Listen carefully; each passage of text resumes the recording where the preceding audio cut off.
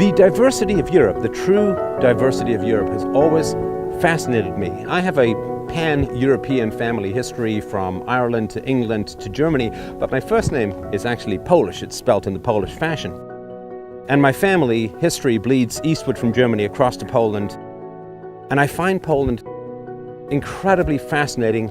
My notebooks are full of so many questions, and I feel like I almost can't rest, I can't sleep until I get some answers. How is Poland able to preserve its culture and its religiosity and its history so passionately and so powerfully? Why is it constantly referred to in the mainstream media press as xenophobic, as far right, as you name it, ultra-nationalistic, or some awful phrase? Is any of this true? I suspect that it's not, but I'm an empiricist. I always want to get the proof. So I'm going to be talking to academics, to activists, to politicians, to people on the street to get the soul and real flavor of Poland. How is it able to protect and celebrate its culture? How is it able to stand up against the EU and its constant demands to take endless third world migrants? What is going on in Poland? I can't wait to find out, and I'm very excited to have you come along on this journey. Let's dig deep. Let's go right now and find the real Poland for ourselves.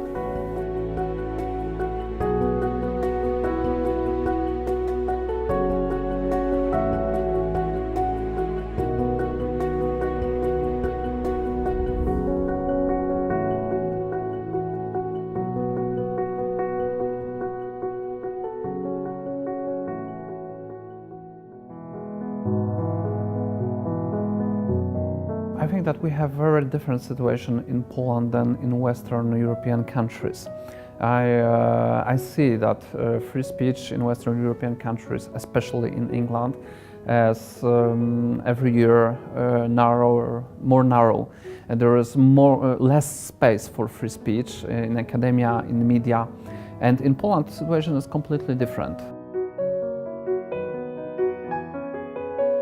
Liberal here would mean more free market. In America, it means more lefty. But yes, but I mean the Polish sense, the European sense of the word, liberal as economic liberal. It's like an insult in Poland because people have in mind not the period of collectivism during the People's Republic of Poland. They have in mind the whole period between, let's say, 1993 and 2015, when they say these were thieves who ruled. They stole the state's property, they stole our money, and they think this was liberalism. It doesn't work in Poland because what is the core of Polish nation is a love to freedom.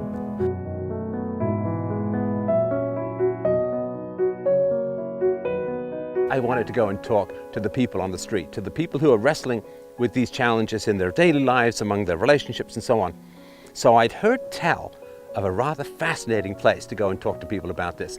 There's a young man who's opened up something called the Freedom Bar, which is a place where people who are right of center, libertarians, objectivists and so on can gather together to talk about ideas. Pretty remarkable.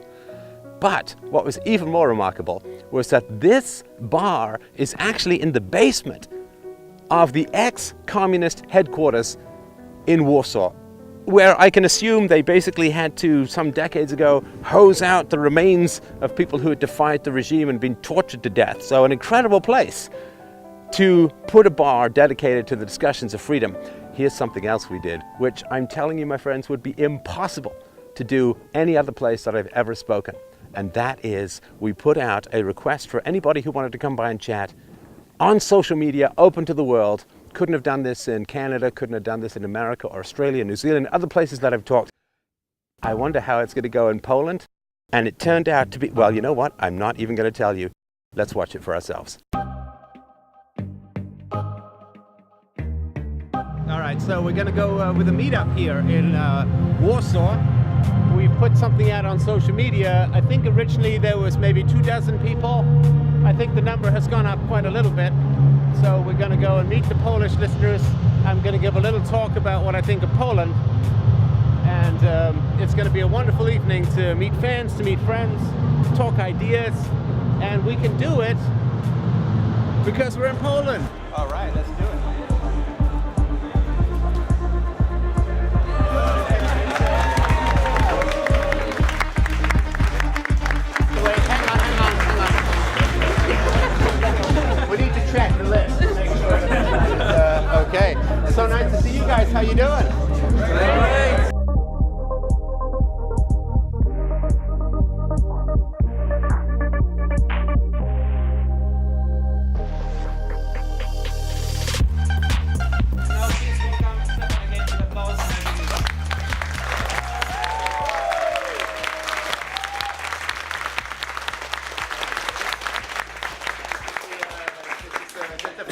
I've seen this side of the bar, so this is quite beautiful. Thank you so much for coming tonight. This is my first time east of Germany. I believe my ancestors may have come this way in the past, but we won't speak of that now.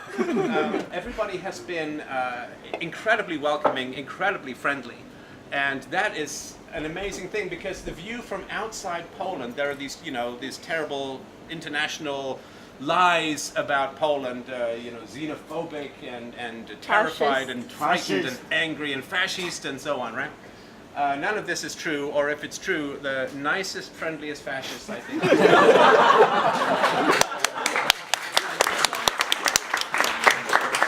Dare I say it, fascism with a human face, something like that. And the thing that I've really noticed is there's a lot of joy in the country. I know that there's a lot of fight in the country against the left, which everyone is fighting against, but there's a lot of joy. It's a joyful battle, and I think it's a joyful battle because you know you're going to win.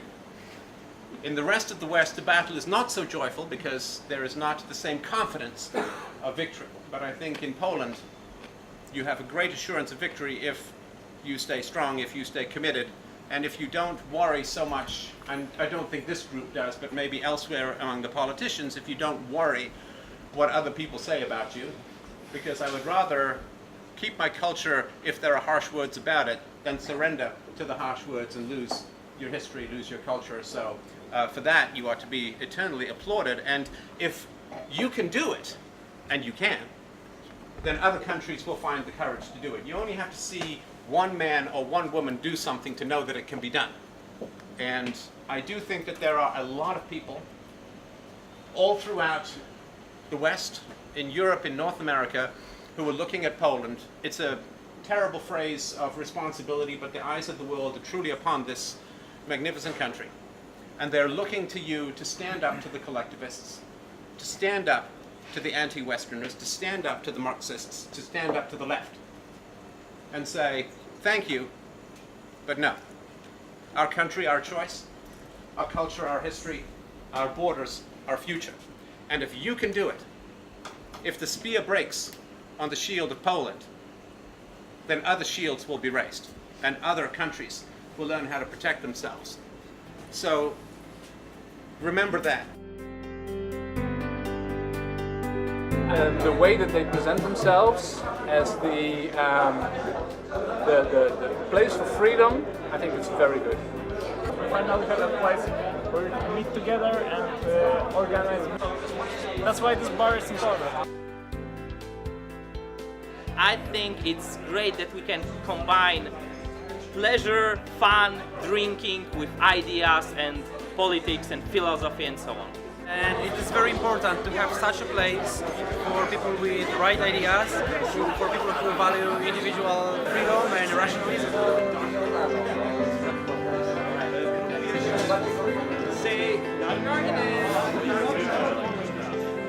That night is memorable for me on so many levels because we were in a glass-enclosed area facing the street, talking about radical, powerful, philosophical ideas for hours, with no fear of crazy people who want to shoot us, or bricks coming through the window, or bomb threats emptying the building, or all the other things that have happened other places that I've gone to speak. That's an amazing experience. Also, we talked about ideas all night without anyone crying racist or sexist or cisgendered scum or heteronormal or all of the other refuse and garbage that clouds intellectual discussions in the West and reduces us to identity politics, obsessed ashes of our former selves.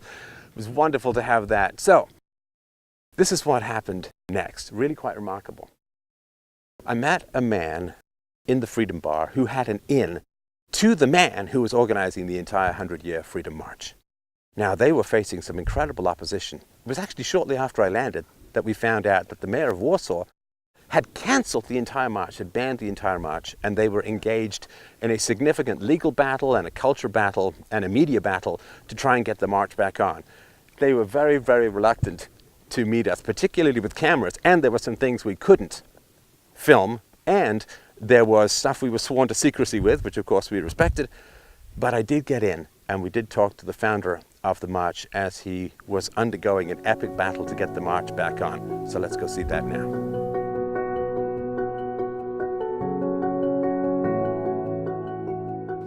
This is the map of Warsaw, and we start the march here. We go this street through the center of Warsaw, through the bridge, and we finish the march close to National Stadium.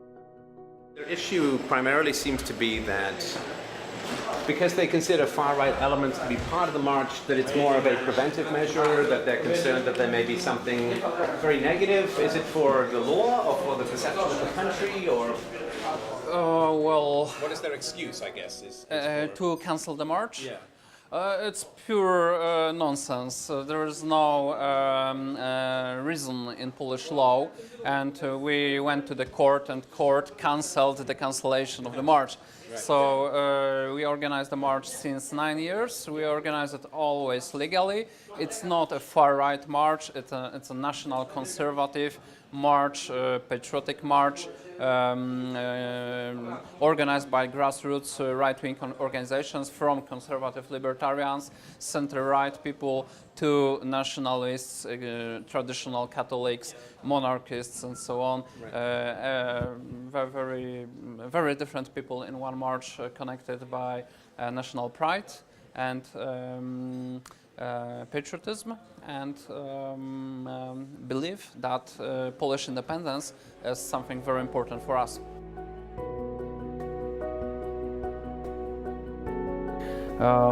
Yesterday evening we were negotiating with the government, and we made an agreement after a long time, and the agreement is that there will be 2 marches in one place at one time, together, combined, let's say. Now the cooperation is quite good, and today was the day of meetings with people from the police, from army, from administration, from guard of the government, and so on. All right, well, thank you very much. Really appreciate your time. Best of luck tomorrow. Thank you very much. So after about a year of thinking about it and planning, after weeks and months of reading and preparing myself, after days and days of interviews and conversations and discussions, it all comes down to tomorrow. Tomorrow is the day when 250,000 Polish people gather together to celebrate their country, their culture, their history and their future, what they have survived and what they're going to achieve in the future. I really wanted to know what it was like to unashamedly be able to celebrate your culture and your country. I had a very, very brief flash of that when I was a child, very young, very young. There was some capacity in England to celebrate the victories over Nazism, the Battle of Britain, and so on. And then everything kind of descended into the chaos and hunger and shortages of the 1970s, where I remember sitting in a flat in England, feeding the odd shilling into the heater so that we could get another few minutes of heat. And all of that fell apart. So here, you're able to celebrate being Polish. You're able to celebrate Poland and everything it has survived and everything it will accomplish in the future, unironically, without having to defer to other people's feelings, other cultures' feelings, other races' feelings. You can just celebrate who you are and where you are. I really wanted a taste of that, like I could return to that brief window of my childhood where celebration and pride was possible, and I can't wait to see it in the flesh come to life again.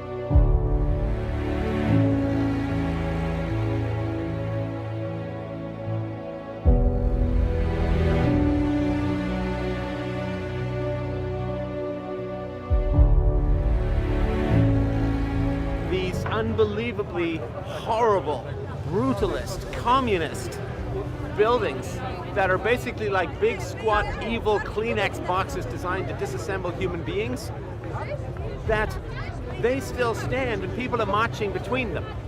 Like this is a knife cutting through the brutal architecture of communism. And that these buildings remind everyone, I think this is why they're still up, these buildings remind everyone of exactly what they fought, exactly what they suffered, and exactly why they march today.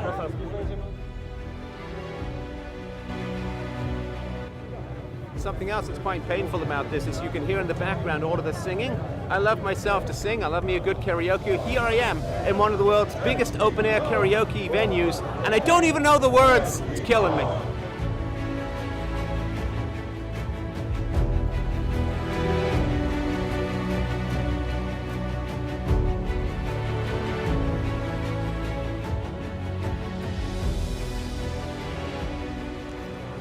I first heard about this march about a year ago, and I decided I wanted to come because cultural pride, national pride has been scrubbed out of the language of the West, and I wanted to come and see what it was like to see a group of people incredibly proud of their country, incredibly proud of their history, and I think rightly so, celebrating their country.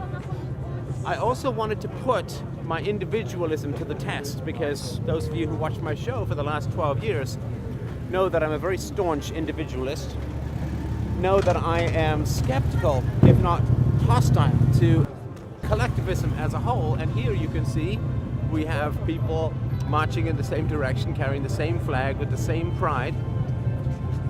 And I have to tell you, I feel like something has just kind of broken in two within me.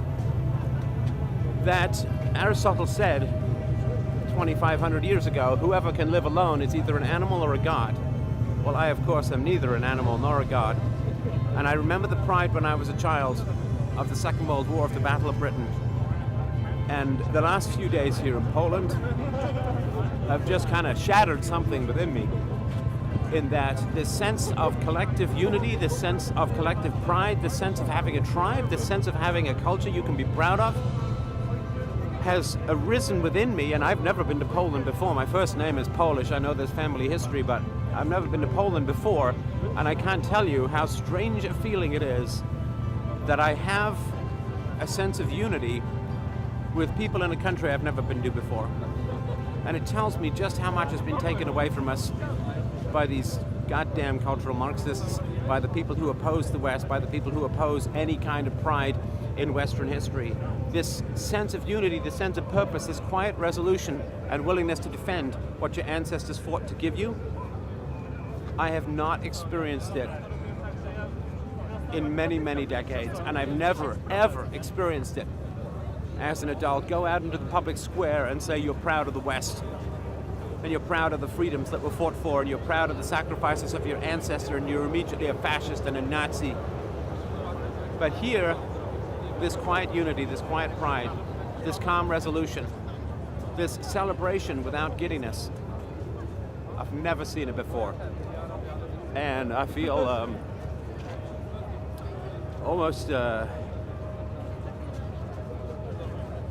hate to say born again, but almost like something has broken within me that I have put up to defend myself against criticisms of unity, against criticisms of pride. It is an appalling thing to take away people's history. It is an appalling thing to take away people's pride. And it is an appalling thing to take away their unity, because I've never felt it more strongly than I do today.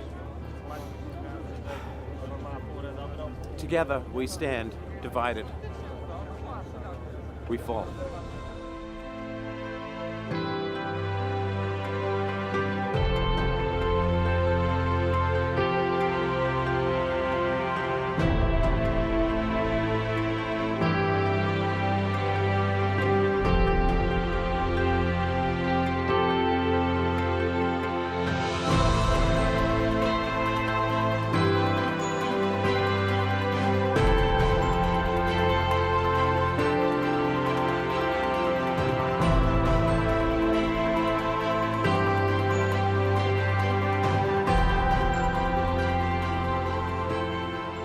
Myślę, że swoją decyzją pani prezydent ograniczyła podstawowe prawa i wolności obywatelskie, mimo że na sztandarach jej ugrupowania stale jest mowa o prawach i wolnościach obywatelskich. Tymczasem tą decyzją postąpiła wbrew głoszonym hasłom. Przede wszystkim Polska jest przeciwna masowemu sprowadzaniu do Polski imigrantów obcych kulturowo. Nie chcemy mieć takich problemów w zakresie bezpieczeństwa, jakie ma Francja, Niemcy i inne kraje Unii Europejskiej. Happy Anniversary Day. Thank you so much for your time. Dziękuję bardzo. Thank you. Znacznie do bardzo krwawego zamachu, który kosztował życie około 400 obywateli, a ponad 800 zostało rannych. Suwerenności nie straciliśmy. W wyniku wojny domowej nie wkroczyło cywilizacja. The biggest political manifestation in Poland after 1989. That is the greatness of this day. Our goal was to gather today Poles who would shout God, honor and Vaterland, and hundreds of thousands did that today. It is a marvelous success of Polish patriotism especially. So I think that is a great success and we will celebrate this day a much longer. Przede wszystkim wygrał naród polski. Polacy po raz kolejny pokazali, że są zjednoczeni, że tym najważniejszym celem jest Polska sama w sobie.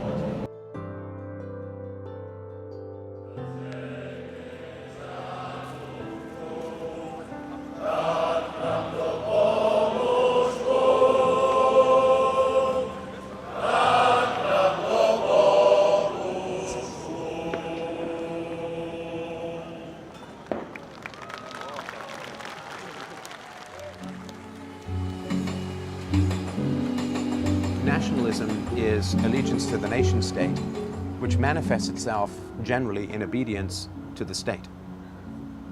And obedience to the state is horribly dangerous. And it was never presented to me as a child that England fought in the Second World War because of an allegiance to the state, but rather patriotism to me is allegiance to values outside the state. Or you could say patriotism is allegiance to values that restrain and contain the state. We fought for freedom, which means we fought for freedom from the state in England. And so this duality that nationalism is subjugation to the state, but patriotism subjugates the state to universal values, is something that was not expressed as conceptually as that when I was a child, but it was certainly expressed as a duality. Now here in Poland, there is of course awareness of the dangers of nationalism. There is awareness of the dangers of predatory collectivism as it was subjugated in the West by the Germans and in the East by the Soviets. There's a very deep understanding of the collectivist dangers of evil, but there is also a great and sweet and mournful celebration of the collectivism of Catholicism, of Christian values and virtues, of freedom, of a restrained state. And therefore I would say that Germany, say under Hitler, was nationalistic. Well, they were the National Socialists, which meant that their values were collectivist and therefore were a leash placed around the neck of the people held by the mailed fist of the state. But in Poland, the values are patriotic, which means the values are for freedom, for trade, for independence, for integrity, for virtue. And I think that comes a lot out of the Christian ideals of Poland. In Christianity, if an act is compelled, it cannot be virtuous. Now, the contradiction between this and the welfare state is something I have chatted about with people and received some robust pushback, but I think it's a fairly decent case. So, in Poland, if something is compelled, it cannot be virtuous. And therefore, freedom is essential for virtue. In Germany, subjugation to the state was the virtue, and therefore whatever the state made you do represented the freedom of the race or the nation or the class, and therefore the freedom of the individual was not only not required, but was in opposition to the freedom of the state. And so here in Poland, people wish to be virtuous, and because they are Christian and patriotic, they require freedom in order to achieve that virtue. I think that most Poles would feel that you do not own a virtue that is compelled any more than you own a treasure that is stolen, that you must earn it, and to earn it you must be free, you must have a choice. If you don't have a choice, you cannot have virtue. So, what do they want? They want freedom. And there is, very deep in the Polish character, as I've seen, an extraordinarily deep skepticism of authority.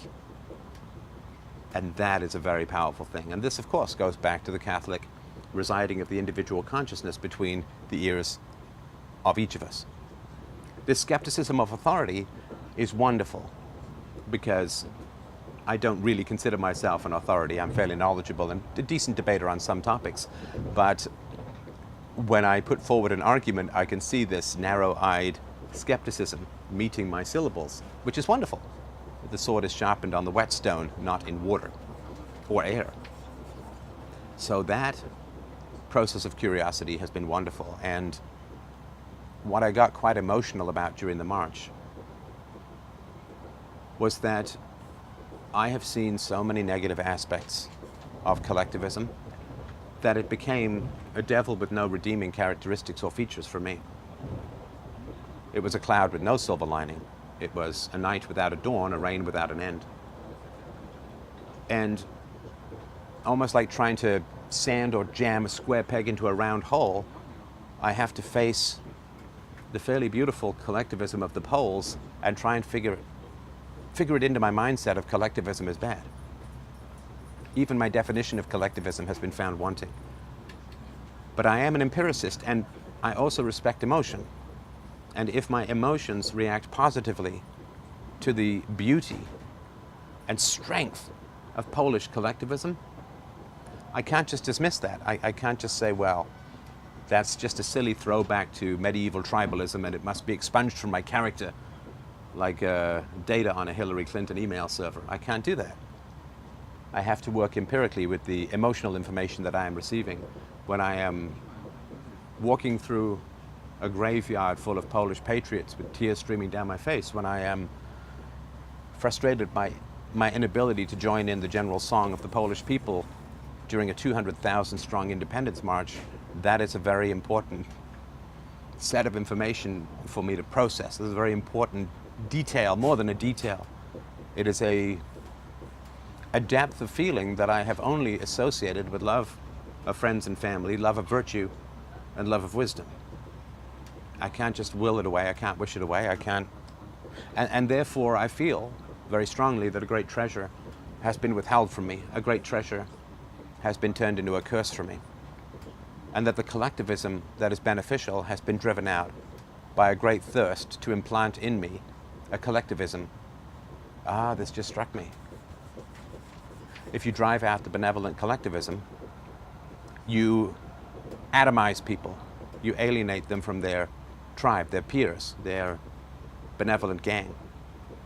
I have, for the most part, over the course of my career as a public intellectual, worked alone. Because you see, collectivism was just terrible. Collectivism was awful. And therefore those who have organized themselves along collectivist lines have a great advantage over me. Because I lack a tribe, I lack a community, I lack a group.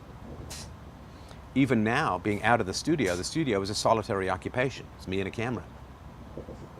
Being out here with these wonderful people who are organizing and filming and recording what it is that I'm doing is a very different experience. So the collectivism curse that I was provided was without break. It reigned supreme in my heart and mind until yesterday and the day before. It's very, very strange. It's very like gravity is reversing itself. Up is down, black is white, dogs living with cats. I don't know which way is forward anymore. But I'll tell you this straight up. I don't want to do it alone anymore. I don't know what that means, but I don't want to do it alone anymore.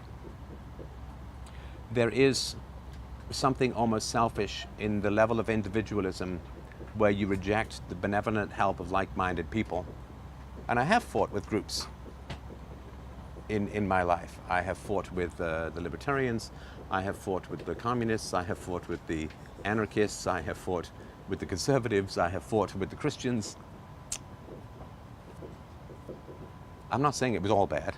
I hope it wasn't all bad. I wonder if I am also not just a Puritan at heart. Perhaps this comes from deep back in my Protestant heritage. A Puritan at heart. You know, the narcissism of petty differences can give you a mode of isolation that is almost impossible for anyone to cross, because you must be perfect and perfectly aligned with what I call reason and evidence at the time in order to gain access to my allegiance. And there is a vanity in that as well. I'm just going through the list of sins that I may have committed. There is vanity in that as well, because it assumes perfection on the part of me, and therefore imperfection on the part of those who disagree. I'm certainly not perfect, and I certainly have changed my mind over the years, and I wonder the degree to which I might not have rejected other people's ability to do the same. There is strength in numbers. There is strength in community. There is power in the tribe. The enemy we face is great and powerful and organized and well-financed and enormous in number. Maybe they tricked me into fighting alone so that I and everyone would just lose.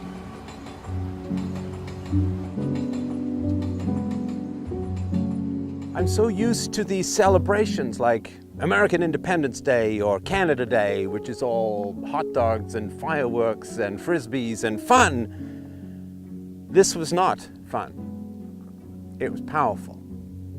And there was a sorrow and a somberness to the entire gathering. The songs were sad. The faces sometimes were ashen and fixed, like carved statues of historical suffering. And I remember as I was in the march and I was looking side to side at the people, I saw old stony faces, and I kind of wanted to slither into the ears and the minds and see what they were seeing, what they remembered. This was more like the celebration of victory after the American Civil War than barbecues and fireworks and beer. So I finally did understand what I had come for and what it actually meant to march in Poland. After talking to the academics, after talking to the people on the street, after talking to the activists and the people trying to plan it, I now finally understand what it is all for. Now, the somberness, the sorrowful aspect, the sense of dirge, the sense of elegy, the sense that I was at a funeral that gives hope, which is a contradictory thing that I was still wrestling with in my mind. I knew that the next place I had to go was the center of the sorrows that Poland had experienced. I had to go to the cemetery. I had to go and visit the war graves, and I had to understand how many bodies had to be piled up to win independence for Poland, and why the celebration of Polish independence was also a soft song sung over a very deep grave.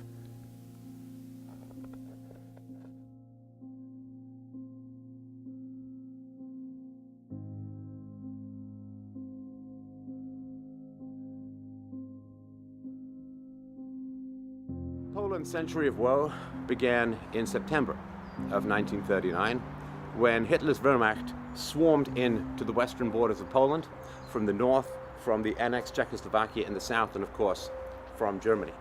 That half century of woe continued until almost 50 years later, to the date, September 1989, when the Berlin Wall fell, when communism began to recede, and then in the early 90s, the Russian soldiers finally left Poland. The communist soldiers finally left Poland. Now, in September of 1939, these bodies began to pile up. And there's a lot of myths about the invasion of Poland. One of the great myths that I heard as a child, you probably heard it too, was that the Polish military was so foolish that they threw cavalry up against the panzer divisions of Hitler's armies. This is completely false. There's only one instance where that occurred, and that's when troops were attempting to flee against heavy opposition, and the cavalry rode against them to distract the tanks. Half of the cavalrymen died, the rest were captured and probably died as well. But Poland acquitted itself enormously well against Hitler's panzer divisions, against the Blitzkrieg, the Lightning War. They acquitted themselves much better than the British and the French did in 1940. Hitler came in with 1.5 million troops, came in with 1,500, 1,600 planes. Poland had far fewer troops, and one of the reasons why Poland had so few troops relative to Hitler was because the British and the French had pressured Poland not to mobilize. Mobilize, of course, is when you draw up your reserves, you arm everyone, you move them to the theater of combat. And England and France had said to Poland, don't do it, because we're going to work for peace, and if you mobilize, that's going to inflame Hitler's passions, it's going to provoke him, and that will end up being as a war. Now, after staging, in a classic false flag maneuver, staging an attack on a German radio station when they had German convicts dressed up in Polish uniforms to attack the radio station in Germany, they then used that as the pretext for a full invasion. There was no declaration of war. Now, the entire point of the treaty between France and England and Poland was the goal was Poland was supposed to hold off Hitler's invasion for about 2 weeks, while France was able to throw dozens of divisions and thousands of planes against the largely undefended Rhine border of Germany. Poland, in fact, held Germany off for 3 weeks, waiting for France to fulfill its side of the bargain. France did nothing. Now, the British Air Force did fly over German cities. Did they attack? Did they drop bombs? No. What did they drop?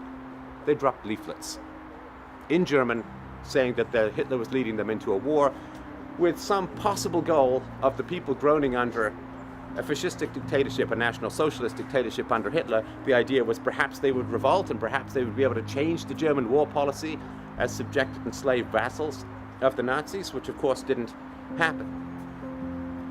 The Poles fought valiantly, the Poles fought and were able to push back the Wehrmacht at some points, but they were unable to sustain it. They had deployed their troops too close to the border.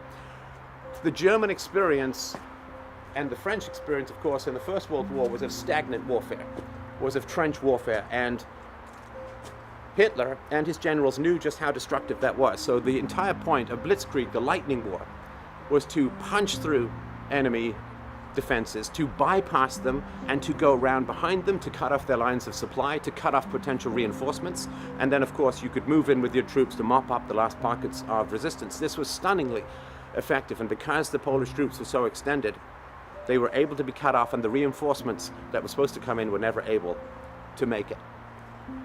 There was no possibility that any army in Europe could single-handedly have taken on the Nazis at this time. No chance whatsoever. And we saw that in the May 1940 invasion of France, where the combined French and British expeditionary forces were thrown back over the Channel relatively quickly. There was no chance. If you look at the budget, and war is run, they say that a soldier in an army marches on its stomach. You have to have enough food to march. But it is equipped and armed on its money. And if you look at the budget between Germany and Poland, the Polish national budget was smaller than the budget for one city in Germany, Berlin. So there was no chance that Poland could have survived even the Wehrmacht coming in from the west. But very shortly after the Germans invaded, the Russians came in from the other side, because the Germans and the Russians had signed a treaty to carve up Poland. And the invasion of Poland was not an ordinary military invasion. The invasion of Poland was specifically designed and executed, it's a very key phrase, was specifically designed and executed not to invade and take over Poland, but to destroy the Poles, to destroy the Polish culture, to destroy the Polish way of life, to destroy the entire Polish civilization. And this was remarkably effective. When Poland was invaded, the decapitation, in particular, of the educated classes. In the University of Krakow, all of the faculty, the professors, were told, come to a meeting. And then they were dragged out of that meeting, imprisoned, tortured, murdered. 1 out of every 2 lawyers in Poland was murdered. 1 out of every 3 priests was murdered. 1 out of every 3 doctors was murdered.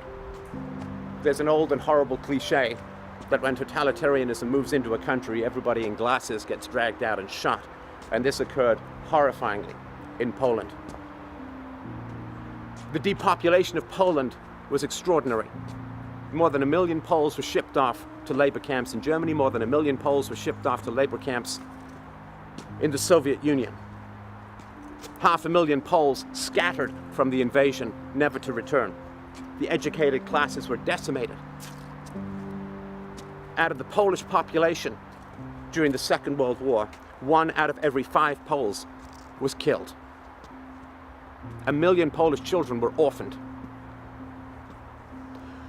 And if you look at the population as a whole, the concentration of murder and slaughter was in the highest echelons of intelligence.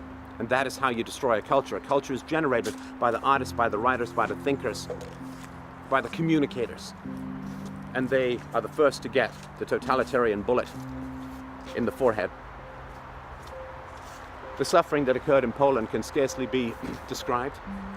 Not only at the end of the Second World War, when the Germans deindustrialized was the phrase, but what that actually meant, with everything that was not bolted down, that was even remotely of economic value, was ripped up and taken off by the Germans. The same thing happened when the Germans withdrew from Warsaw in the face of the approaching enemy army.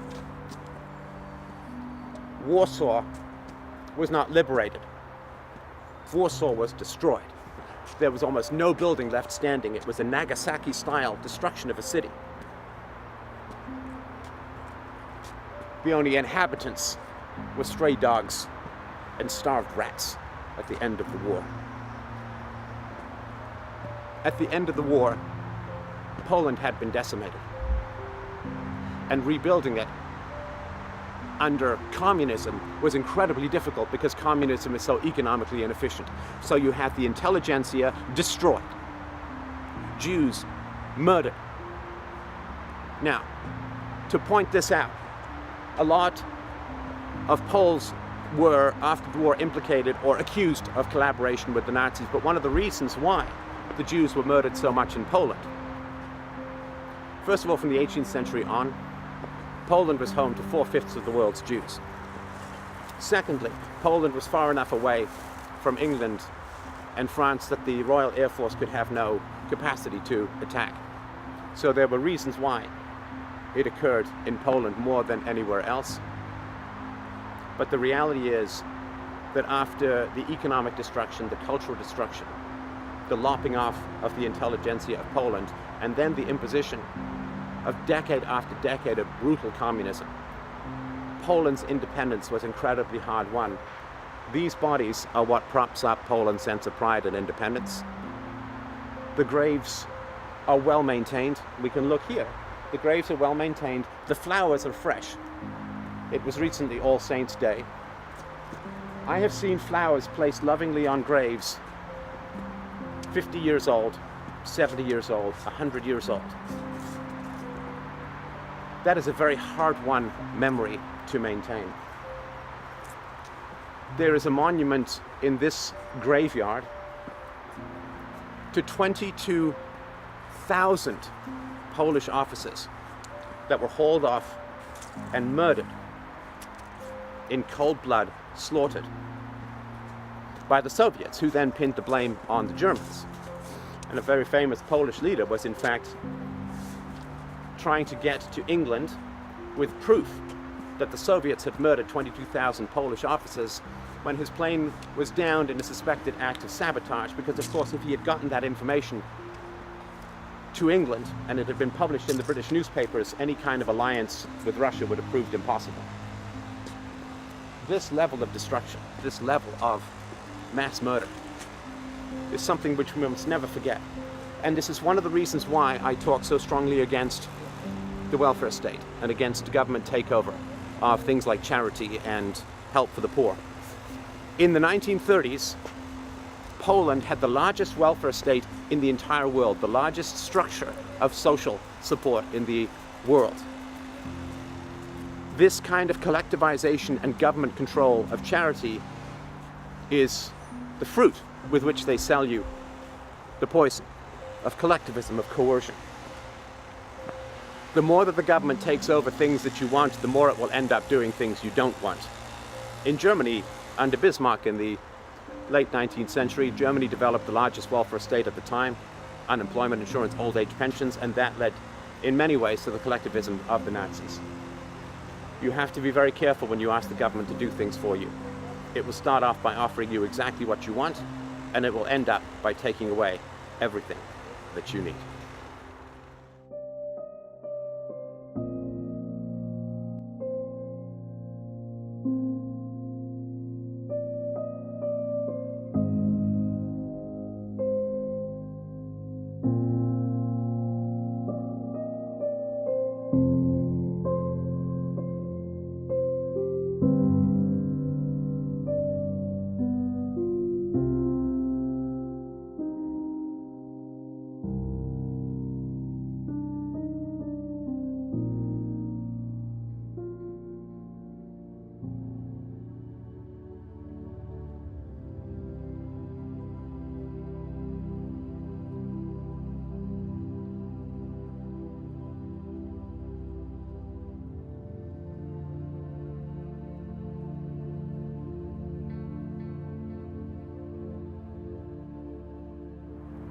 Look at these graves, thousands of them all around us. Think of the world, tens of thousands, hundreds of thousands, millions, tens of millions, hundreds of millions of graves.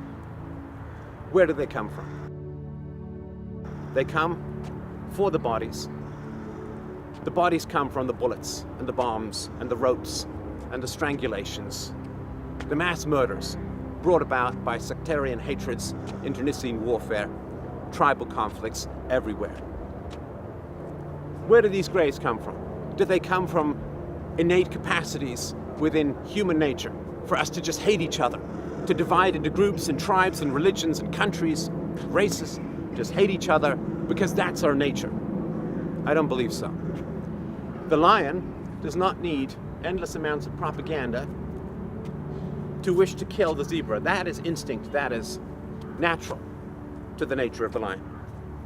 Is it natural for us to hate each other to the degree to which we end up with these fields of graves? I do not believe so. I do not believe so.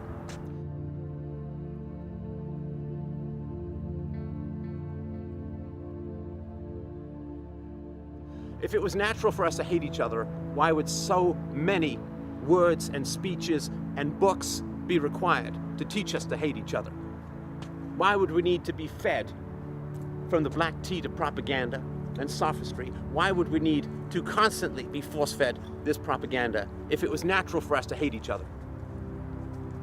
Where do these graves come from? They do not come from human nature. They come from the language we imbibe, the language we speak, the hatreds that we sow, where we say, this group will exploit you, this group will cheat you, this group rightfully took what was yours and we're going to take it back for you by force. This group deserves to die. This group are your friends. These groups are your enemies. This is the language we constantly are given, are force-fed, and it infects us. I do not believe that these hatreds are innate to us, and then the moment that the social order breaks down, they erupt like dormant volcanoes and have us at each other's throats all the time. I believe that we can live in much greater peace. There will be differences, there will be disagreements, there will be arguments, but I believe that we can live in much greater peace. But to live in greater peace, we must be very, very careful about the language that we use to describe our group, other groups, or whether there are even groups at all to begin with. I believe that we have a much greater common humanity and we must be taught to hate each other.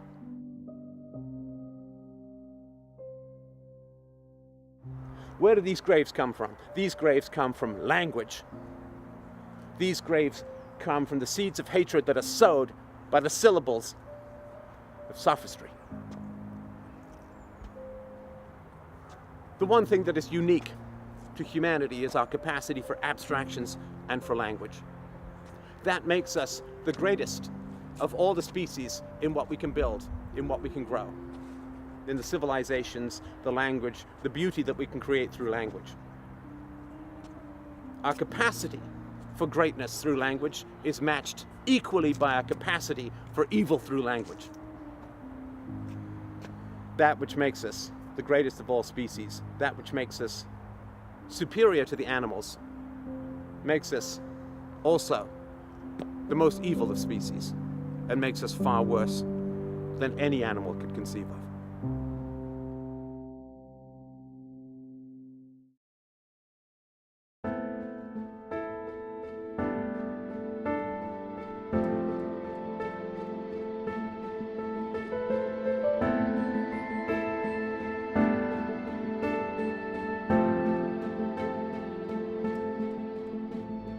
The core of Polish nation as a love to freedom.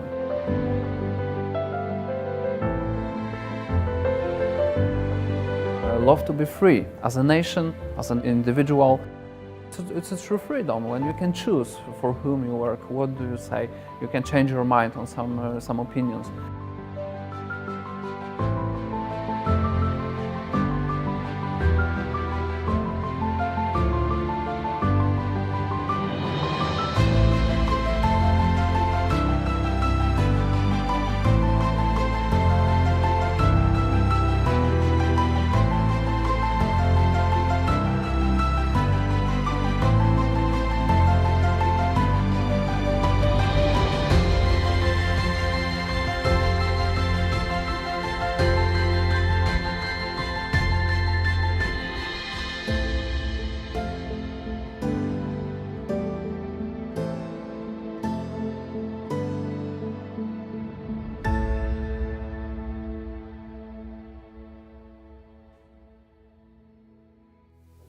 This is what I got from Poland, and it is a lot.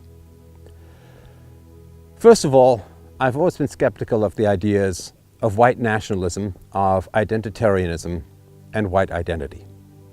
However, I am an empiricist, and I could not help but notice that I could have peaceful, free, easy, civilized, and safe discussions in what is essentially an all-white country. The monoculture that has survived from the Middle Ages through the Renaissance, through the Enlightenment, through the Industrial Revolution, into the 21st century in Poland is something to be treasured, respected, admired, and protected. The second thing I got from Poland is that the view of Poland from outside Poland, the ideological view, the leftist view, the collectivist view, that they're all Nazis and fascists and xenophobes and white nationalists and so on, is not only false, is not only wrong factually, it's wrong morally. These are good, decent people who love their country and have suffered enormously to retain its integrity, and they should be celebrated and honored, not slandered for some obscure, nefarious political purpose. That is wrong. The Poles are not guilty. And guilt has been so infused into the hearts and minds of Europeans and of whites that to see a shame-free and guilt-free culture, a resilient, strong culture that is resisting collectivism, is something that moved me more than I can probably ever express, but I hope is encapsulated in the footage that you're seeing in this documentary. White guilt is just a horribly profitable vending machine that people pound in order to get resources from largely white male taxpayers. And it's a horrible shakedown, and it's something that should be enormously resisted. And if you doubt as to why it should be resisted, look at Poland. Look at the glory, the celebration, the peace, the cleanliness. Everywhere I went, the streets are clean, the people are civilized. I did not see one drunk person, I did not see one fist fight, I did not see one crazy protester out there threatening violence because there are ideas that they don't agree with. What's not to love about something like that? And the third and perhaps the most important thing I got from Poland was, this is what a serious country looks like. Along with the guilt in the West comes frivolity and hedonism and the selling off of freedoms just for the sake of transitory relief from guilt, or the shallow hedonism of sexuality or drugs or drinking or self-abandon or you name it. The shallowness and hollowness of Western European culture compared to the seriousness and depth of Polish culture is really a startling contrast and something that I will take with me to my grave. Freedom, you see, is like a fire. To have a fire, you need to go and gather the firewood, you need to light the fire, and then, my friends, you know what you need to do? You need to tend that fire. You need to make sure it does not go out. To do that, you warm yourself by the fire. Why? So that you can go out into the woods to gather more firewood, to keep that fire alive and pass it down to your children as your fathers passed it down to you. Poland is keeping that fire alive. The rest of Western Europe and the rest of the West is not. When the fire of liberty, history of your civilization, when it begins to diminish, when it begins to die out, there is a great temptation to huddle up close to that fire and to stay close and to warm yourself from the dying embers and fading coals of that fire, rather than go out into the woods to gather more wood, to feed that fire and bring it to life again. It is so easy to take that fire for granted and to imagine that the fire is not something you need to protect and feed, but it's like the sun. It burns of its own accord, gives you warmth whether you work for it or not. It's false. It's false. And it's a destructive fantasy to imagine that the fire will last as long as you and your ancestors have wanted it and as long as you and your descendants draw breath. It will not. It will fade. It will vanish in this cold and chilly world of competition and Darwinian evolution and brutality. Liberty produces wealth that is a treasure that draws other cultures to steal, to take, and the way they do it is through guilt, through manipulation. Poland has embodied a memory that the rest of Europe has completely forgotten, the memory of what it means to suffer for your freedoms, and through that suffering, treasure those freedoms and keep them. Poland will last. The fires of liberty in Poland, while flickering and under attack as we saw with the attempted cancellation of the march, the freedoms in Poland are burning strongly, powerfully, and they are protected by very serious people who know what it is like to live under tyranny and therefore respect the effort needed to maintain liberty. Poland is a powerful country. It is a serious country. It is a country that has turned the scar tissue of a brutalized history into an intense muscularity for the defense of liberty and the West. Poland remembers what the rest of us have forgotten, which is this: the fire of liberty, fed by the blood and sweat and toil and bodies of your ancestors, is a delicate thing. Liberty is not constant. It is not a force of nature. It is not a force of gravity. It is not an element of physics. It is something that must be willed and protected and maintained and kept every single generation. Poland remembers what the rest of the West has forgotten, which is that your freedoms, which take generations to build, the fires of liberty that keep your civilization warm, can vanish and go out like that.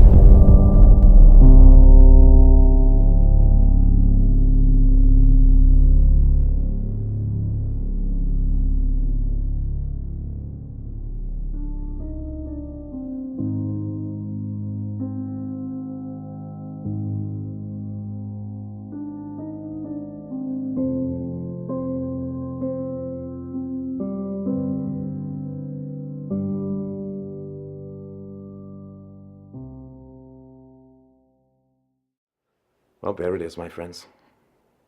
There is the fruit of the first work I have done outside the studio to do a deep philosophical analysis of an entire country, an entire culture, a people, a history, and hopefully a long and prosperous future for Poland.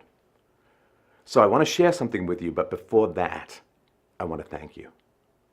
So I have been doing this for a dozen years now, and I have survived on your kindness, on your support, on your generosity. The liking, the subscribing, the sharing, the arguing, the debate, the pushback, all of this has helped hone this philosophical conversation to a glittering sword edge of rationality. And I am so enormously grateful for everything that you have done to get me here and to get this message out, that I just want to humbly thank you for all that you have done to make this possible. I love you guys so much, and I so appreciate what you have done. I can barely express it.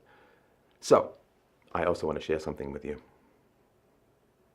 I really, really want to do more.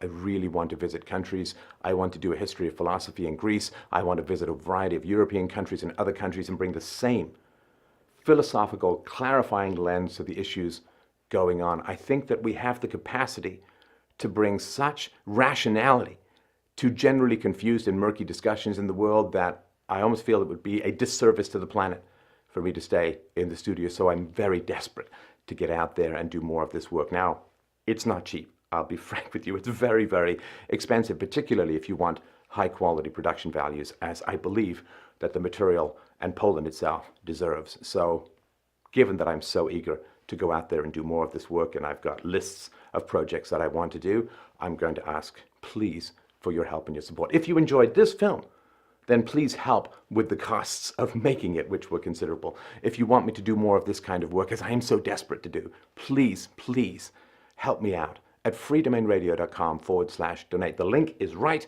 below. It is right attached to this video. It's in the podcast notes, freedomainradio.com/donate. If you set up a monthly subscription, that's enormously helpful for planning future costs. We can take some crypto. You don't need a PayPal account, but it certainly doesn't hurt.